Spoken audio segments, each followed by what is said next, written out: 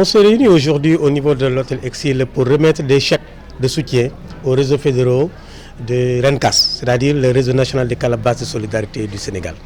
En fait, nous avons trouvé qu'elles font beaucoup d'opérations d'achat groupé, c'est-à-dire acheter des produits en grande quantité et les distribuer aux membres à des prix accessibles. Et nous avons constaté que l'offre est vraiment inférieure à la demande. C'est pour venir soutenir l'offre que nous avons mobilisé 37 millions pour permettre aux différents réseaux de pouvoir acquérir plus de produits, pouvoir satisfaire la demande au niveau des villages, des quartiers, mais aussi au niveau national avec les RENCAS. En fait, nous, l'angle de la pauvreté qu'on a attaqué, c'est l'angle de la soudure et l'endettement. La soudure n'est rien d'autre qu'une période morte, où si c'est un salarié, c'est vers le 25 où on n'a plus d'argent. Si c'est un paysan, c'est la période où la récolte est terminée et la prochaine n'est pas encore là. Et nous pensons que c'est une période très difficile où la personne est très vulnérable. Et là, il est entre les mains des usuriers, ce qui fait qu'il peut perdre des facteurs de production, mais aussi ses moyens de production. C'est pourquoi nous attaquons cet angle-là, la soudure et l'endettement. Nous avons travaillé depuis 18 ans sur cette affaire-là et aujourd'hui, nous avons installé un mécanisme qu'on appelle la calebasse de solidarité. Nous en avons au niveau national plus de 2300 calebasses de solidarité qui regroupent à peu près 70 000 personnes qui sont membres, dont 93% sont des femmes. Alors, nous avons constaté comme résultat principal, c'est que la période de soudure qui était longue de 3 à 4 mois dans certaines zones est revenue à 2 mois. Dans certaines zones, ça a presque disparu. Deuxièmement, le niveau d'endettement qui était parfois de 50 à 70% des ménages dans les villages est descendu jusqu'à 20, même parfois jusqu'à 10% dans certains villages. Le troisième résultat qu'on peut noter, c'est tout ce qui est lié à ce qu'on appelle le stock alimentaire.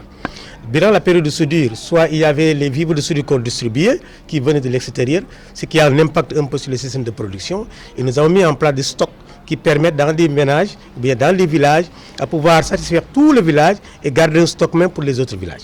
Donc si je donne l'exemple de Koungheul, nous avons un stock de presque 100 000 tonnes dans ces villages-là pour permettre à des personnes, durant la période de soudure, d'avoir de quoi se nourrir. Ce chiffre compose 3 éléments. Le premier élément, c'est ce que Massamba Mbaye disait, c'est l'apport volontaire anonyme. C'est-à-dire lors des réunions, chaque contribution que chaque membre fait avec sa main sous la calebasse, c'est ce qu'on appelle l'AVEA. Ce montant-là représente à peu près 50 à 60% des 600 millions. La troisième source de revenus de ces 600 millions, ce sont les bénéfices que nous tirons des opérations d'achat groupé.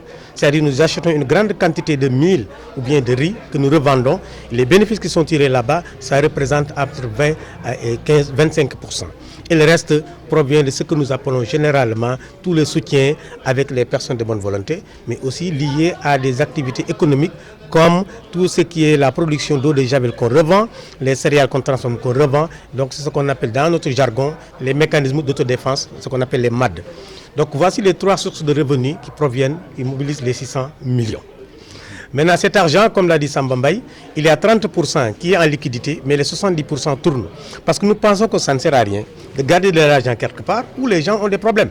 Donc on n'est pas des banques, on n'est pas encore des institutions de microfinance, nous sommes des structures d'appui à des couches vulnérables et donc on ne peut pas garder l'argent doit tourner. C'est pourquoi on fait toujours des opérations d'achat groupé.